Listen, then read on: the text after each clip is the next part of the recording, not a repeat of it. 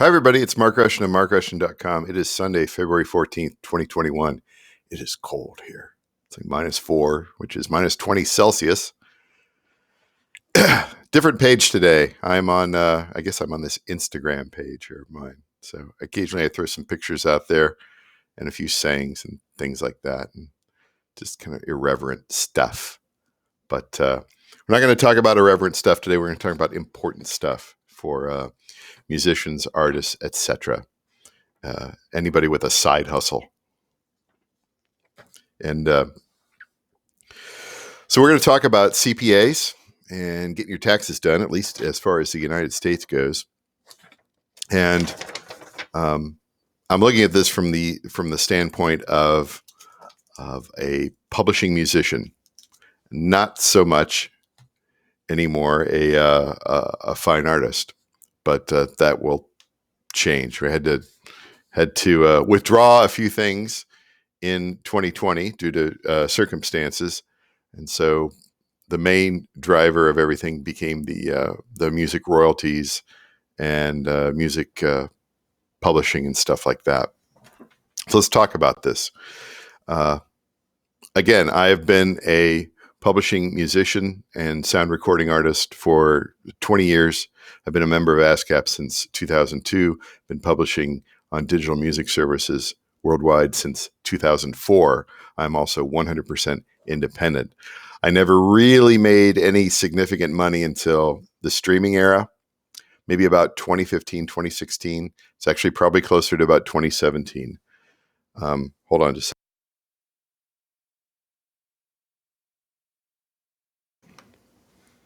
And because of that streaming income and the mechanical and publishing income that started coming in the last few years here, I've had to hire a CPA and get my taxes done.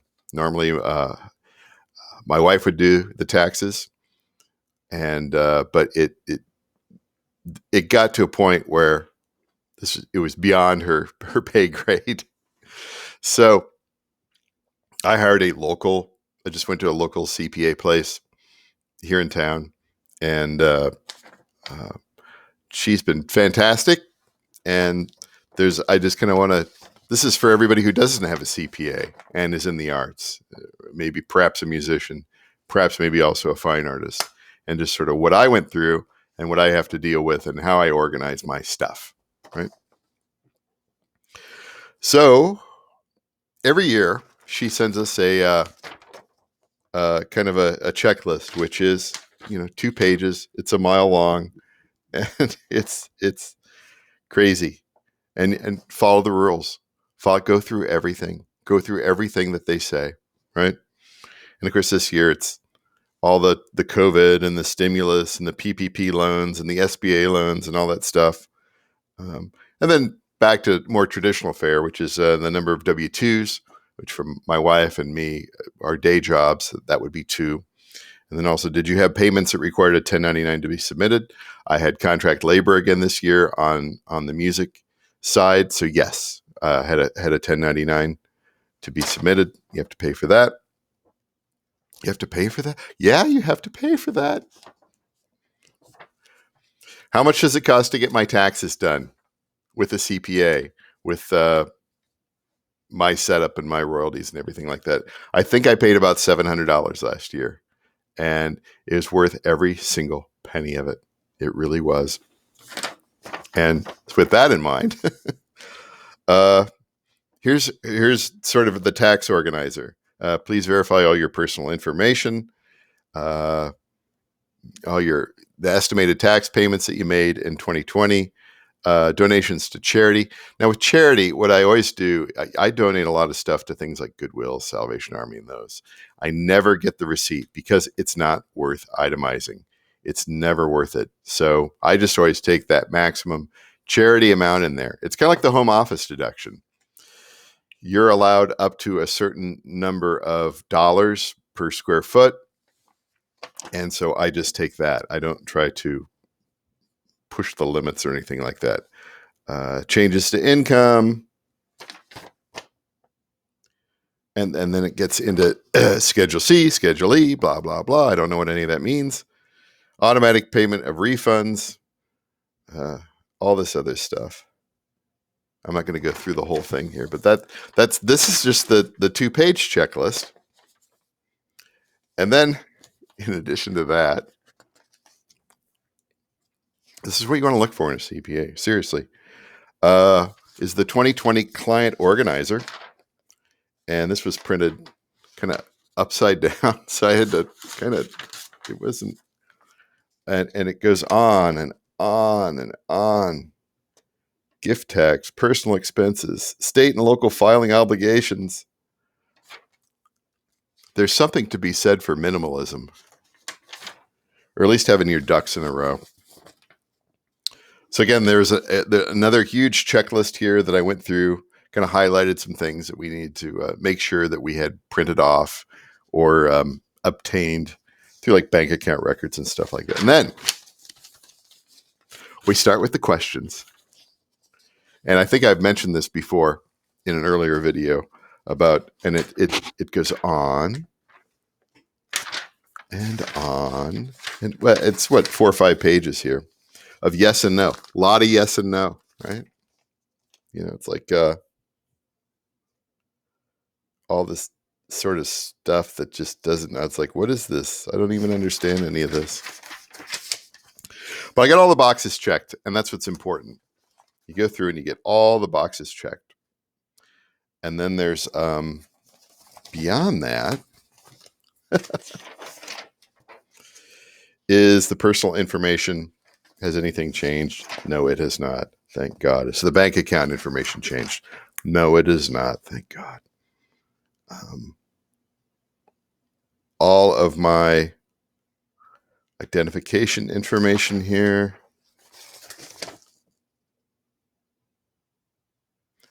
Do you expect a considerable change in your 2021 income? Yes.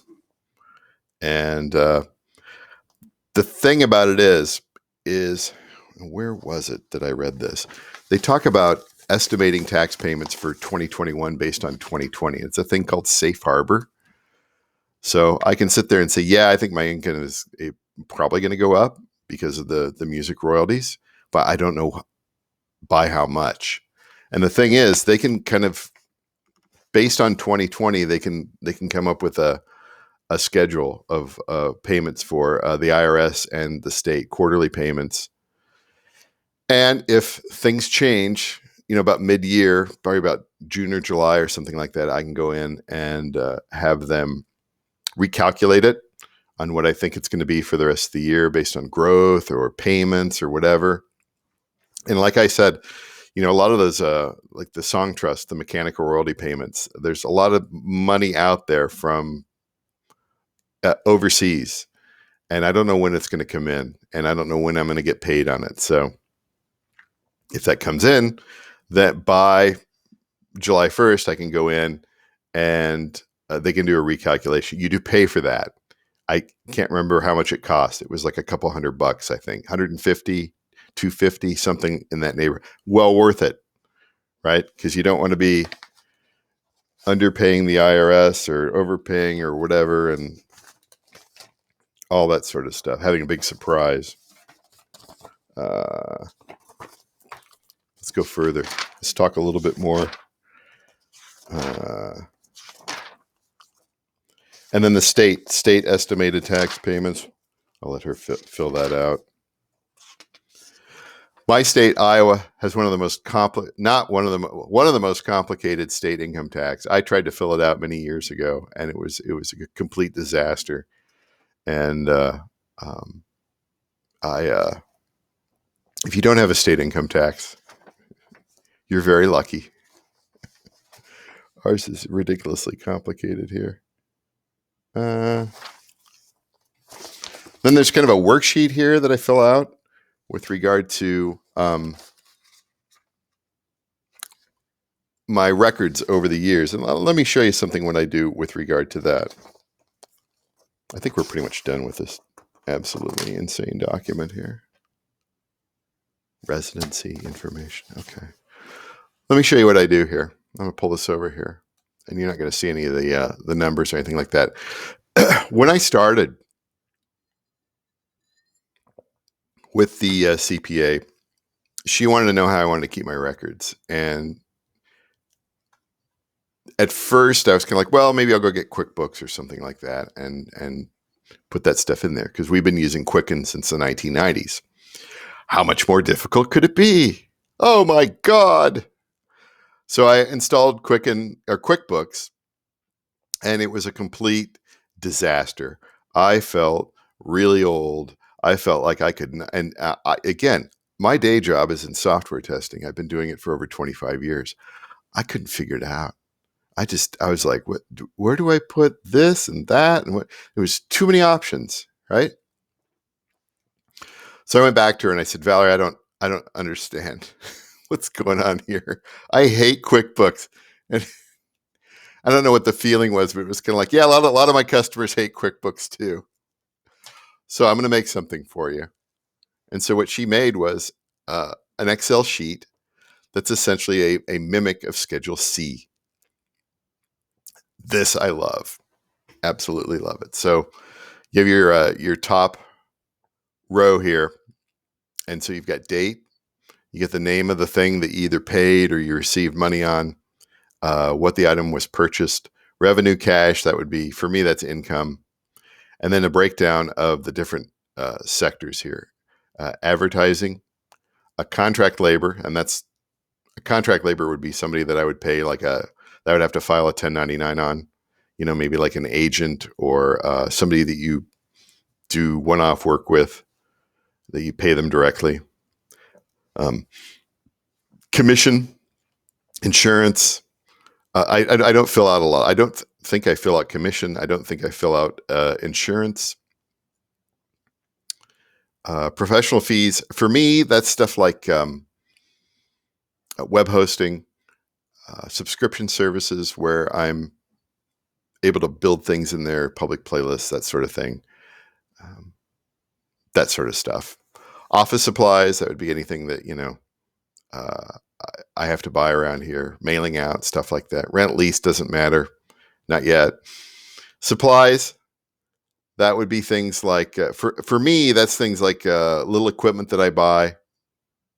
Maybe like my Empress boxes back there.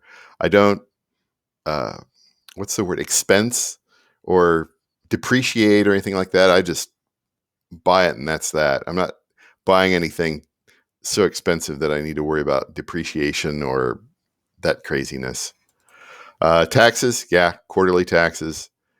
Any travel that I do, meals, just the meals with you meeting with people or something like that. Mileage, anytime I have to like drive artwork somewhere or drive to meet with what I would call my agent in the field, which would be the contract. So that's essentially it. And then the other is sort of notes or whatever. And last year, I think I had about 270 entries in there. So about, a little under 25 a month.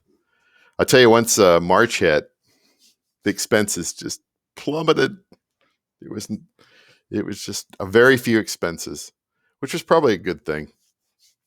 Get your expenses into minimized as much as possible.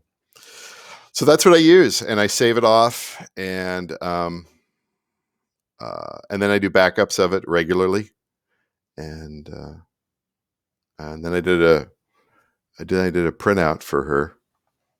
Not that she's going to use the printout, but I'll probably email her just the XLSX file. And let me get this out of the way here. So the other thing that I do, and this is maybe this is old-fashioned or whatever, but I print out every single thing.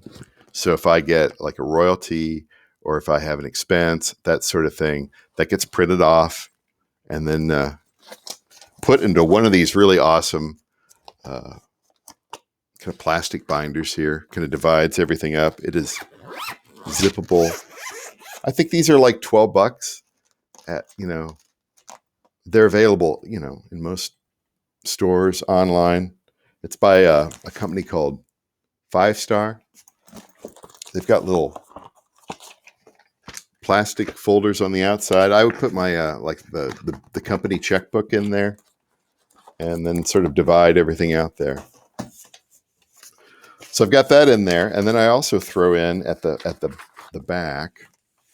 Let's make sure we have everything here. Her letter marked up, and then the client organizer with everything checked off. Everything checked. She knows. And then all my W-2s, 1099s, 1098s, 1095s, all that stuff. We're just going to put that in there. And it's great. Everything is in one spot here. I am going to add my phone number and all that. She's got it, but I'm going to put that here on the front. We are ready to go for 2020. And so that is largely what I do. And then I'll, it's whatever, the second week of February, I'll drop that off probably tomorrow. I'll probably just run down there and drop it off in the office. And then she gets to it. And then she says, I'm done. What do she'll ask me a question or something like that. Probably some questions along the, I think I have all my ducks in a row. I even have like the car I always want the car registration fees and all the weird interest and stuff like that. So anyway, that's that. But if you are a serious fine artist, you're trying to build a career, trying to build a side hustle, you are making enough sales, or you are a musician and you have royalty income of a certain kind.